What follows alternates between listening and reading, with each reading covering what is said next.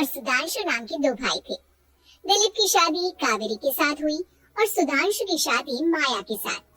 शादी के बाद दोनों भाई अपनी अपनी पत्नी के साथ खुशी खुशी रहा करते थे। दोनों भाइयों के परिवार एक ही घर में रहता था, साथ में खाना, साथ में घूमना। कुल मिलाकर दोनों भाइयों का परिवार खुशहाल परिवार था। कुछ सालों के बाद दिलीप की पत्नी कावेरी को एक बेटा हुआ। भैया, आज मैं बहुत खुश हूँ, चाचा बन गया हूँ मैं।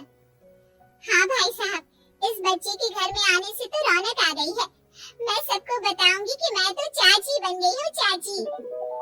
तुम दोनों कितने अच्छे हो। हमारे बच्चे के आने से ऐसे खुश हो रहे हो जैसे ये बच्चा तुम्हारा ही हो।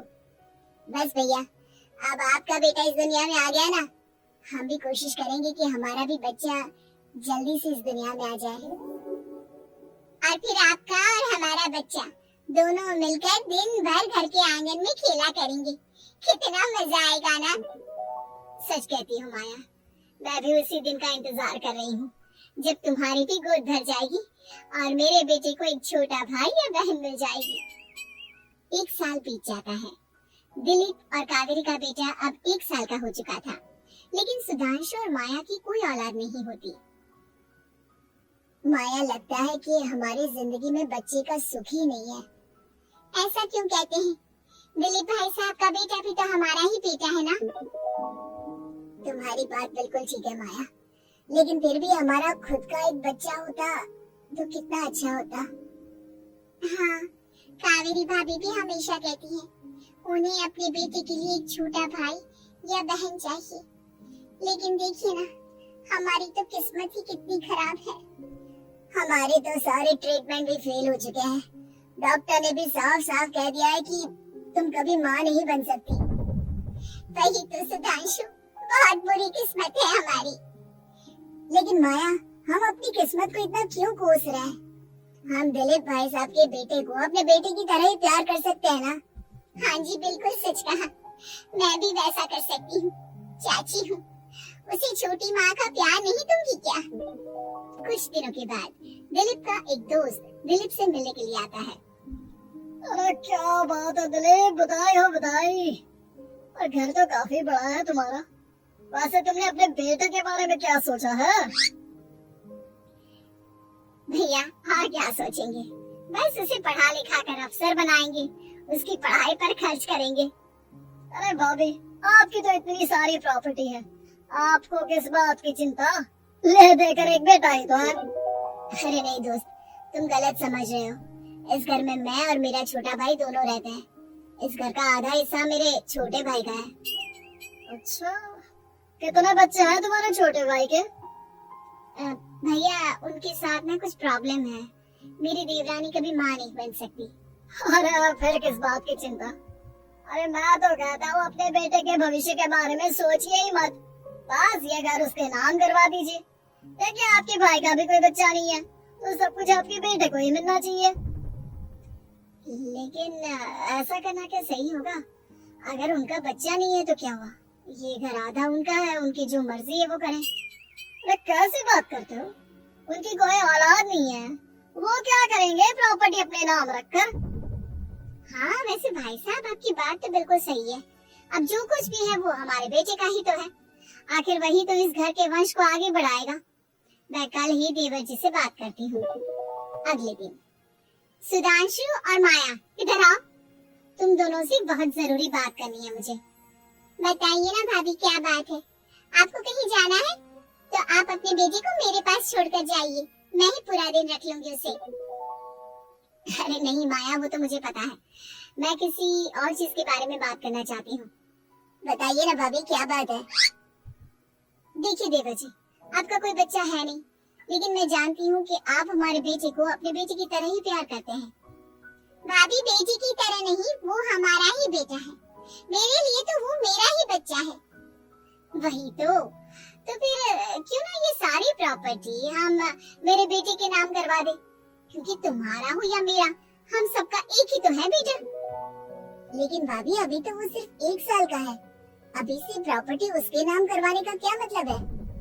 देखिए देवर जी, जो काम जितना जल्दी हो जाए ना उतना अच्छा। आने वाले वक्त का क्या भरोसा। भाभी भरोसा क्यों नहीं, हम तो हमेशा आपकी बेटी को माँ बाप की तरह ही प्यार करेंगे। हाँ लेकिन फिर भी मैं चाहती हूँ कि ये सारी प्रॉपर्टी मेरी बेटी के नाम हो जाए। अब मुझे नहीं लगता तुम दोनों को इसमें कोई भी परेशानी होगी, है ना? भाभी वैसे तो आप जो कह रही हैं वो बहुत जल्दबाजी है, लेकिन फिर भी अगर आपको ऐसा लगता है तो ठीक है, कल ही प्रॉपर्टी के पेपर बनवा लीजिए, मैं और माया उस पर साइन कर देंगे। इस तरह से अगले दिन प्रॉपर्टी के पेपर बनवाकर सारी प्रॉपर्टी दिलीप और कावेरी के बेटे के नाम पर करवा दी जाती है। कुछ दिनों के बाद सुधांशु, सुबह सुबह ये कौन लोग आ गए हैं तुम्हारे घर पर? भैया वो ऊपर वाला कमरा खाली पड़ा था ना, सोच रहा था किराएदार रख देता हूँ। लेकिन किराएदार रखने से पहले आपने हमसे पूछा भी नहीं। भाभी इसमें आपसे पूछने वाली क्या बात थी, हमें एक ही कमरे की जरूरत थी, इसलिए सोचा दूसरा कमरा किराए पर दे देते हैं, कुछ इनकम हो जाएगी।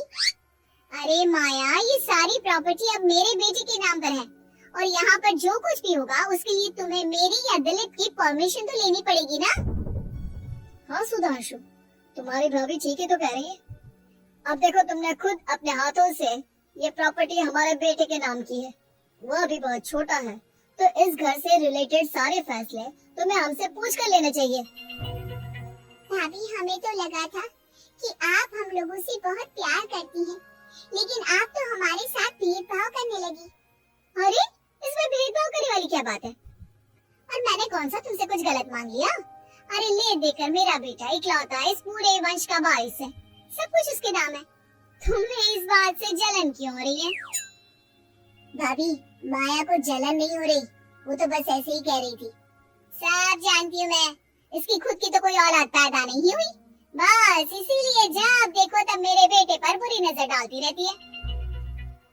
देखो माया, कावेरी तुमसे बड़ी है, वो जैसा कहती है वैसा करो, और वैसे भी इस घर पर अब तुम लोगों का कोई अधिकार नहीं है, वो तो हम लोगों की भलाई समझो जो तुम्हें अभी तक यहाँ रहने दिया है। भैया अब इतने कैसे बदल गए? इस प्रॉपर्टी ने आपके दिल से हमारे लिए प्यार पूरी तरह खत्म कर दिया है क्या?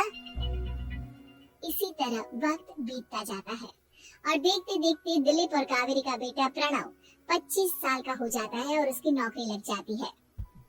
पापा आज मेरा अपॉइंटमेंट लेटर आ गया है, मैंने सिंगापुर में जॉब ज्वाइन कर ली है।